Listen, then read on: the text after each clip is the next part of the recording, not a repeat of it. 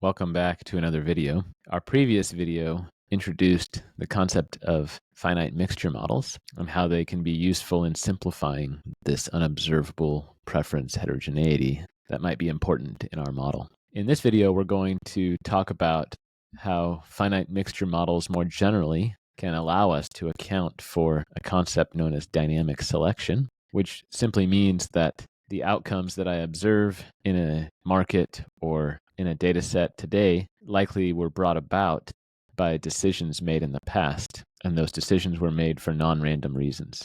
So that's what we mean by dynamic selection. This applies to a broad class of economics models and fields of study. So in education, we might think of dynamic selection as arising through schooling or other human capital investment decisions that then impact someone's earnings or other outcomes later in their life. And likewise, in industrial organization, we might think that what's happening in a market today might be the result of non-random entry in the past by different competitors in the market. Let's go to the slides to discuss this a little bit further. As I said, the dynamic selection problem is linking choices to outcomes. Labor force participation or schooling decisions are going to link to earnings. Market entry is going to link to profit and other outcomes of the firm. And at least in the firm entry and exit case, the selection bias is arising because firms are choosing to enter based on some unobservable potential profits. And the idea is that we can use these finite mixture models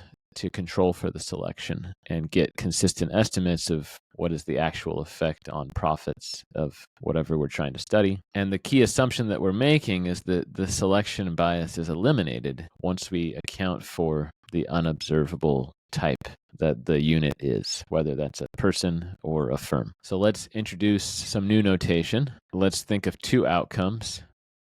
Y1 is the actual outcome, like the profit. Y2 is going to be the choice that was made. And S is the unobservable type. We can think of the joint likelihood of Y2 and Y1 as being defined as follows. We have math calligraphy, or fancy L, is going to be our likelihood function.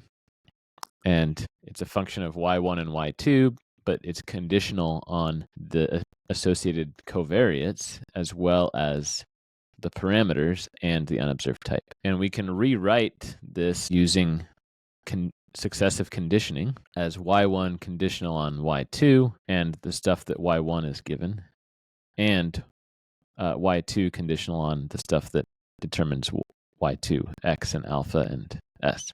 So this is an innocuous step, almost by definition. But then what we can further do is we can get rid of this conditioning on Y2 in the first likelihood through the assumption that our unobserved type fully encompasses the selection problem. So this is where our key assumption of the unobserved type undoes all of the selection problems comes into play. So we're assuming that the likelihood is separable, conditional on the observables and the unobservable S. So let's take a step back and just think about how we could estimate this model if we observed S. So if we observed S, then we could take the log of those two likelihoods. The product would turn into a summation, and then we would just have a simple additive separable pair of likelihood functions. I can estimate using the choice data L2, and that would give me alpha hat 2, and then I can use whatever information's in the choice data to estimate the outcome data. And to the extent that there's components of L2 that appear in L1, I can just take those estimates as given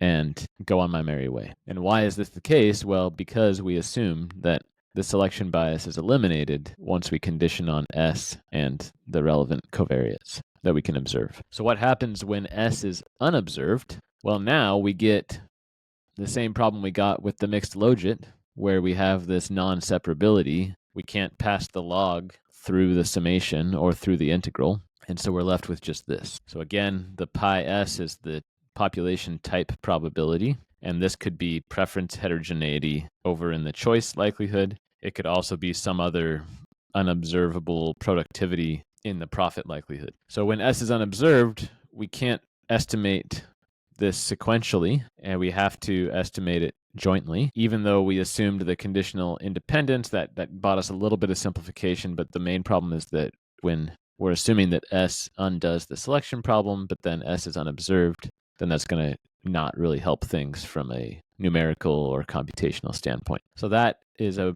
broadly applicable model of how selection operates in a lot of different econometric settings. In the next video, we'll talk about something called the EM algorithm that will allow us to more easily estimate the parameters of that joint non-separable log likelihood with the unobserved S. So I hope to see you in that video.